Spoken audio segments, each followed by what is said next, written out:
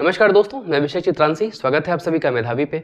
दोस्तों, कल भारत के राष्ट्रपति ने भारत के सीजेआई यानी कि चीफ जस्टिस ऑफ इंडिया को 50वें सीजेआई के रूप में नियुक्त किया है। अब इनके नियुक्ति संबंधी प्रावधान क्या है, इनका कार्यकाल कितना है, वेतन कितना है और ये काम क्या करते हैं, इन सब के बारे में हम चर्चा करेंगे, जो कि बेसिक नॉलेज। लेकिन इससे संबंधित सुप्रीम कोर्ट के जो विवाद हैं, सुप्रीम कोर्ट के जो प्रावधान हैं इनके प्रति, या सरकार यानी कि कार्यपालिका और न्यायपालिका के बीच जो टकराहट है, इन सभी को भी आज हम समझने का प्रयास करेंगे। तो बेसिकली अभी हम समझने जा रहे हैं सीजेआई को और सुप्रीम कोर्ट में सीजेआई प्लस अन्य जजेस की नियुक्ति और उनके कार्यकाल संबंधी प्रावधान के बारे में। दूसरा, सुप्रीम कोर्ट में इनसे संबंधित जो भी केसेस हैं ये देखेंगे हम। इनमें ये देखेंगे कि इनके वर्डिक्ट क्या क्या रहे हैं, ठीक है। जिसमें कि अगर आपने ये देखेगा, अगर आप ये देखना चाहेंगे तो आप ये पाएंगे कि जजेस कोर्ट या जजेस केसेस के नाम से चार बहुत ही प्रसिद्ध केस आए हैं, जिसमें कि हम इसे नाम दे सकते हैं फर्स्ट जजेस केस 1982, सेकेंड जजेस केस 1993, थर्ड जजेस case 1999 and the fourth one is four जजेस केस 2015। यहीं बीच में हम ऐड कर लेंगे NJAC को, जो कि इससे संबंधित प्रावधान केंद्र सरकार ने लाए थे। इसे देखेंगे, ठीक है। तो आइए एक एक करके से देखेंगे कि भारत के सीजेआई कौन है। और अभी देखिए, आपको आइडिया हो गया है कि भारत के सीजेआई को नियुक्त कर रहा है राष्ट्रपति, जो कि अभी यूयू ललित का स्थान लेंगे, और ये हैं DY चंद्रचूड़, अभी जो करंट में है। और इनका जो रैंक है 15th है, यानी कि ये 50वें स्थान पर, यानी 50वें नंबर के भारत के सीजेआई बने हैं। कौन? DY चंद्रचूड़। आइए इसके बारे में बात कर लेते हैं, सुप्रीम कोर्ट इसके बारे में क्या प्रावधान करता है। आपने पहले ही मेरे मुंह से सुना कि राष्ट्रपति इनकी नियुक्ति करते हैं। तो राष्ट्रपति नियुक्ति करते हैं इनकी, तो ये सुप्रीम कोर्ट के जजेस प्लस हाई कोर्ट के जजेस से सलाह करके ही कोई नियुक्ति होगी, वो सीजेआई ही क्यों ना हो, ठीक है। तो यानी कि नियुक्ति कर रहा है राष्ट्रपति, सीजेआई यानी कि भारत के मुख्य न्यायाधीश जो कि पूर्व हो चुके होंगे उनसे, और हाई कोर्ट के जो जजेस होंगे या सीजे होंगे, चीफ जस्टिस होंगे, उनकी सलाह पर ही भारत के नए सीजेआई की नियुक्ति भारत के राष्ट्रपति करेंगे। अब अगर हम सीजेआई की बात कर ही रहे हैं तो इनके कार्यकाल के बारे में जान लीजिए कि जो इनका अवधि है पद पर बने रहने का, वो है 65 ईयर्स ऑफ एज। ये एज इनकी अपनी पर्टिकुलर होगी, 65 वर्ष की आयु तक ये अपने पद पे बने रहेंगे। दूसरा, अब इतना काम कर रहे हैं तो इनको जो है कि वेतन भी मिलेगा। तो वेतन इनका है 2.80 लाख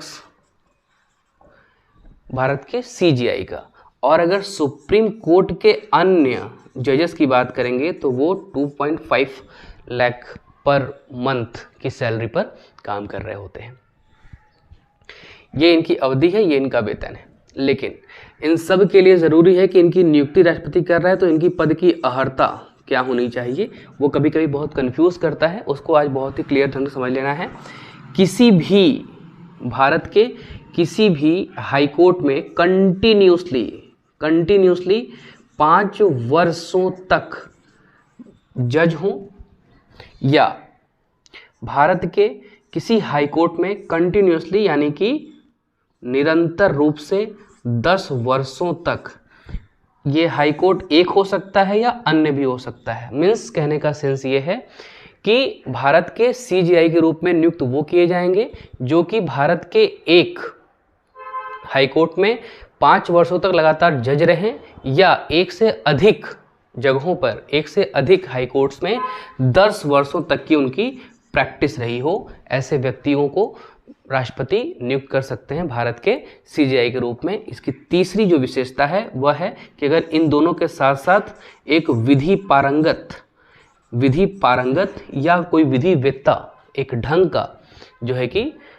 विधिवेत्ता मिल जाए तो ये सोने पे सुहागा जैसी बात है। अगर इस तरह से चीज़ें मिल जाती हैं तो ऐसा व्यक्ति अप्रोप्रिएट पर्सन होगा to be hold on the post of CGI. तो ये इनके पोस्ट के बारे में प्रावधान थे।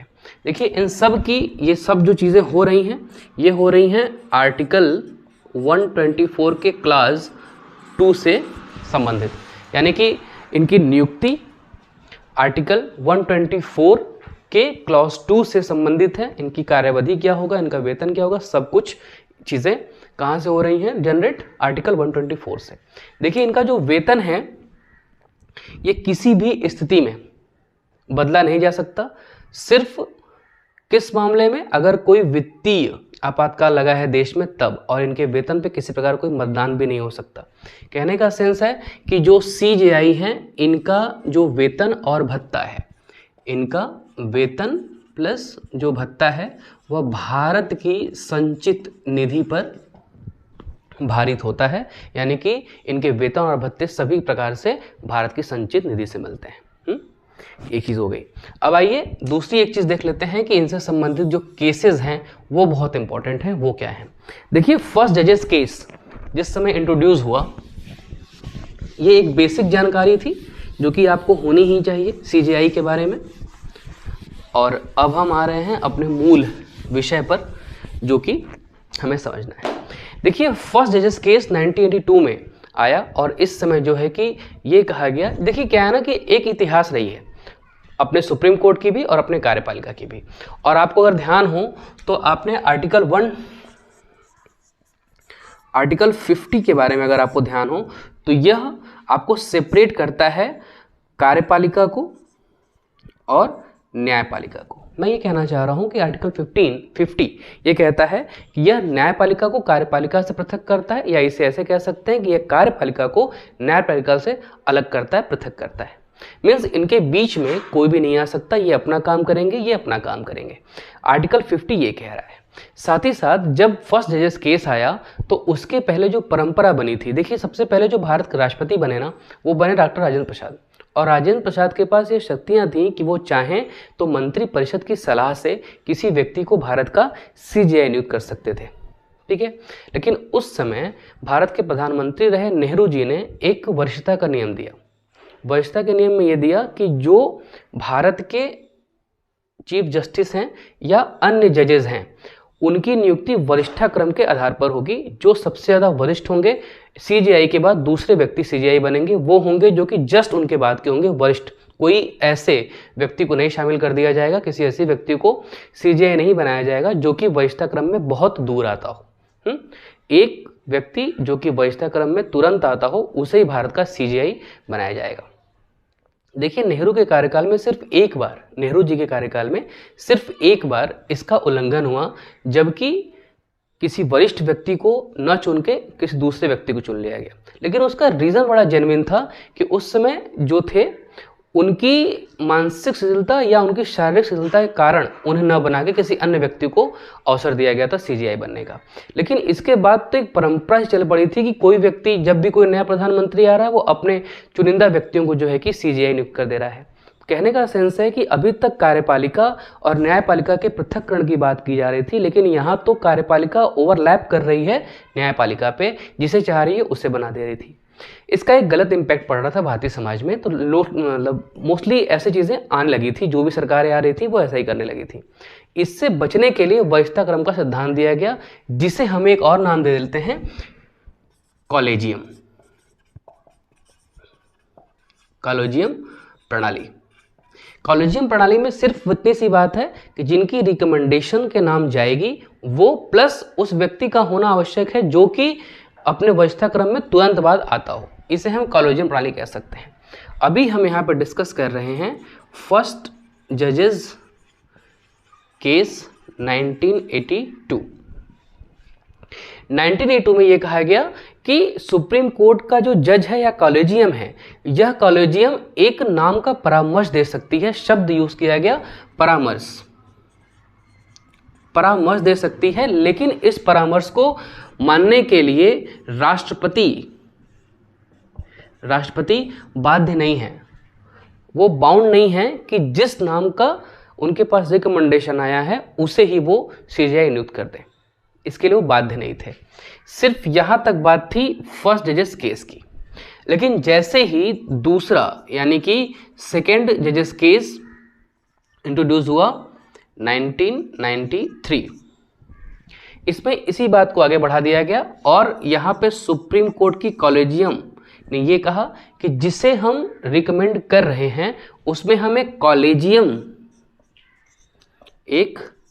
कॉलेजियम बना के दे रहे हैं आपको उनका नाम, और इसमें जो है कि 1+2 एक समिति होगी जिसमें कि एक सीजीआई होंगे यानी कि चीफ जस्टिस ऑफ इंडिया होंगे, प्लस 2 लोग जो होंगे ये होंगे सुप्रीम कोर्ट के अन्य वरिष्ठ जज। यानी कि इन दोनों ने जिस भी नेम की रिकमेंडेशन कर दी, राष्ट्रपति को उसे सीजीआई नियुक्त करना चाहिए। परामर्श है, लेकिन उम्मीद भी है कि राष्ट्रपति को ऐसा करना चाहिए। साथ ही यहाँ पे स्पष्ट कर दिया गया कि वरिष्ठता मुख्य भूमिका निभाएगी इसमें, जो भी नाम इनके द्वारा रिकमेंड किए जाएंगे उसमें वरिष्ठता क्रम बहुत इंपॉर्टेंट होना चाहिए। यहाँ तक बात आपको ये समझ में आ जानी चाहिए कि फर्स्ट जजेस केस में सिर्फ परामर्शदात्री संस्था हुआ करती थी कॉलेजियम, और इसमें यह उम्मीद भी करने लगी थी कि राष्ट्रपति उन नाम का समर्थन करें या उन नाम पर मुहर लगाएं जिन्हें कि कॉलेजियम की 1+2 सदस्यीय संस्था ने रिकमेंड किया है। आइए नेक्स्ट देखिए, सेकेंड जजेस केस हो गया, थर्ड जजेस केस देखिए।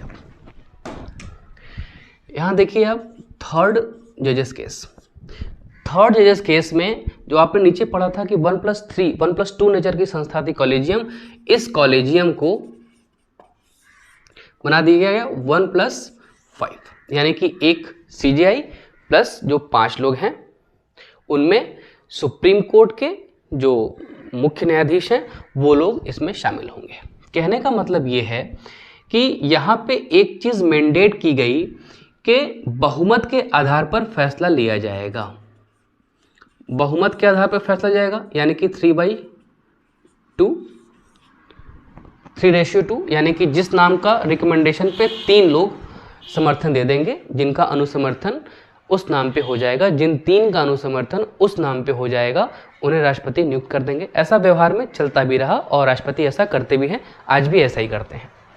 लेकिन इसमें एक मैंडेट और दिया गया, एक मैंडेटरी चीज़ और बना दी गई कि ये जो 3+2 नेचर है, इस 3 में जो सीजीआई हैं इनकी सहमति होना आवश्यक है।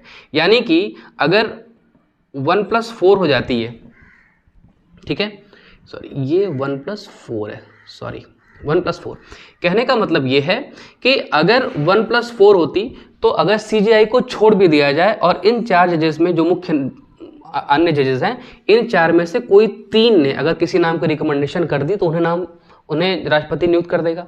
लेकिन यहाँ पे जो है कि बहुमत के साथ साथ एक और चीज़ जो है कि बाध्यकारी बनाई गई कि इस नियुक्ति में जो सीजीआई होंगे उनकी सहमति अनिवार्य होगी, +2 कोई भी हो सकते हैं। इनका मतलब ये हुआ कि सीजीआई के साथ साथ 2 अन्य जजेस जिनका नाम रिकमेंड कर देंगे उस व्यक्ति को भारत के राष्ट्रपति सीजीआई नियुक्त करेंगे। आप यहाँ सीजीआई के नाम से कंफ्यूज ना होइएगा। मैं कह रहा हूँ कि जब सीजीआई अपना पद त्याग रहे होते हैं या छोड़ रहे होते हैं, उनका कार्यकाल पूरा हो रहा होता है, उसके पहले ही वो अपने नए व्यक्ति की जो अपना उनका नए उसके पद पे आसीन होने वाला व्यक्ति है उसको जो है कि उसका नाम पहले से रिकमेंड कर देते हैं। तो इसके लिए कंफ्यूज होने की बात नहीं है कि सीजीआई रहते वो कैसे कर देंगे। ये परंपरा चली आ रही है कि वो अपने पद पर रहते हुए ही अपने नए व्यक्ति को नियुक्त करने का नाम भेज देते हैं, ठीक है। तो 1+2 जिसमें कि सहमति आवश्यक हुई किसकी, सीजीआई की। अब आइए फोर्थ, ये बहुत ही इंपॉर्टेंट चीज़ है, इसे समझ लेना आवश्यक है। फोर्थ जजेस केस में कहा गया, देखिए ये आया आपका 2015 में, लेकिन 2015 से पहले एनजेएसी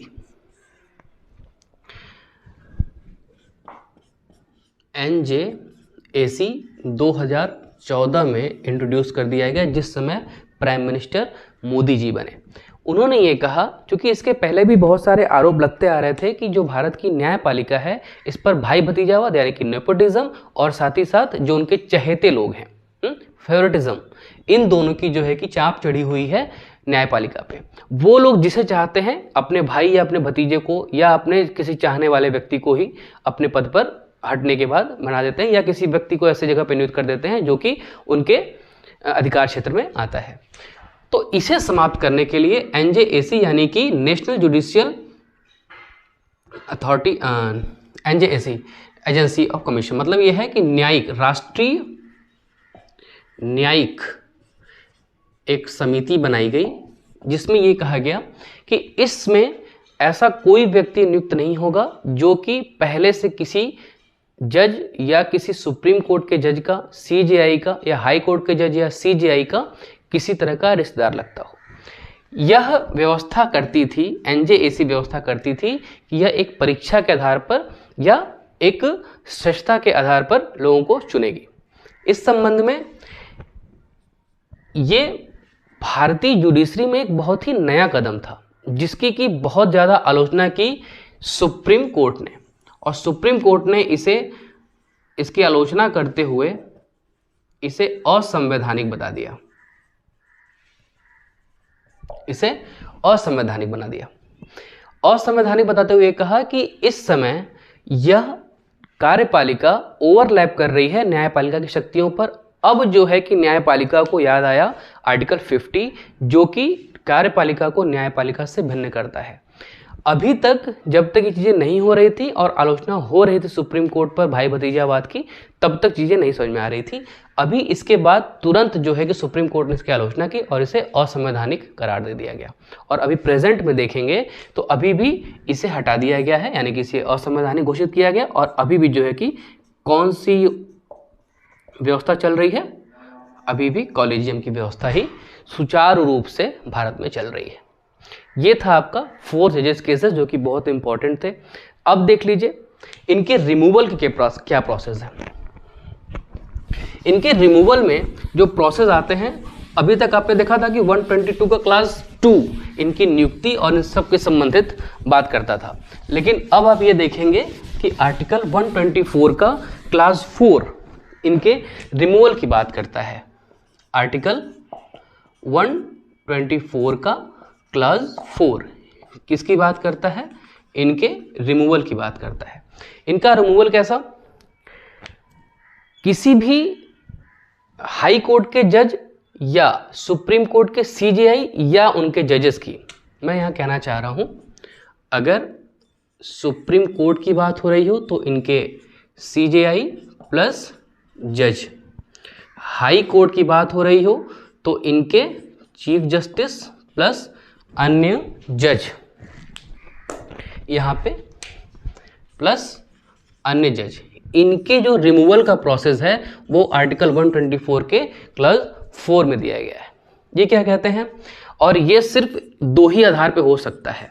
एक तो हो आपका कि इनके ऊपर जो कदाचार हो वो बेहद साबित हो जाए, कदाचार हो, साबित कदाचार हो, या ऐसी कोई शिथिलता जो कि मानसिक हो सकती है और शारीरिक हो सकती है। वेट अ सेकेंड,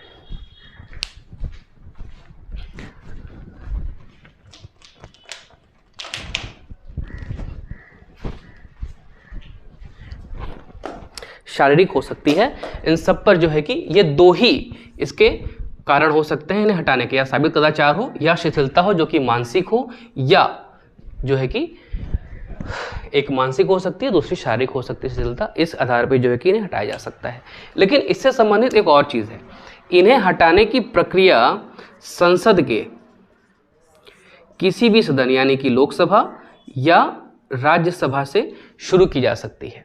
लोकसभा या राज्यसभा से शुरू करने का मतलब यह है कि अगर यह प्रक्रिया, इनके रिमूवल की प्रक्रिया लोकसभा से शुरू की जाएगी तो लोकसभा के कम से कम 100 सदस्य सहमति प्रकट करें इन्हें हटाने के लिए, और अगर यह प्रक्रिया राज्यसभा से शुरू की जा रही है तो इनके 50 सदस्य इसके लिए सहमति प्रदान करें। अब मैं इसको इस तरह समझाना चाह रहा था कि अगर लोकसभा मान लीजिए से शुरू किया जा रहा है तो लोकसभा में जो मिनिमम संख्या है वो है 100। अब 100 लोग जो है कि लोकसभा अध्यक्ष के पास इसको आप प्रत्यावेदन देंगे, और सेम चीज अगर राज्यसभा में हो रही तो 50 लोग सभापति के पास इसका प्रत्यावेदन देंगे।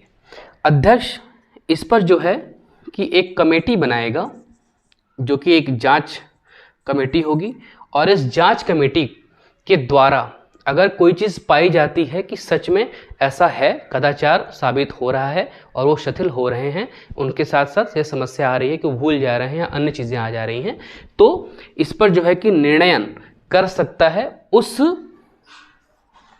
सदन का नेता। उस सदन का नेता क्या मतलब उस सदन का अध्यक्ष, यानी कि लोकसभा में हो रहा है तो उसका अध्यक्ष। अब देखिए यह जो जांच एजेंसी है ना, ये अपनी रिपोर्ट देगी और तुरंत इन्हें रिमूवल कर दिया जाएगा, ऐसा नहीं है। इसके लिए एक नई प्रक्रिया बनाई गई। इस कमेटी को जो है कि 3 सदस्यीय बनाया गया, 3 सदस्यीय। इसमें कौन होगा? एक होंगे भारत के CJI, दूसरे होंगे सदस्य के रूप में वर्तमान PM प्लस अपोजिशन का लीडर।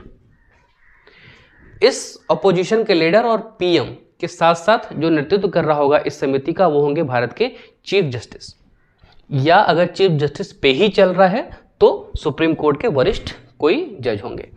इनके द्वारा दिए गए निर्णय और कमेटी की जांच की रिपोर्ट के बाद अगर अध्यक्ष ये पाते हैं, लोकसभा में अगर हो रहा है तो अध्यक्ष, और अगर राज्यसभा में हो रहा है तो राज्यसभा के सभापति चाहे तो इन्हें रिमूवल दे सकते हैं, लेकिन इसके पहले भी होगा सदन में मतदान।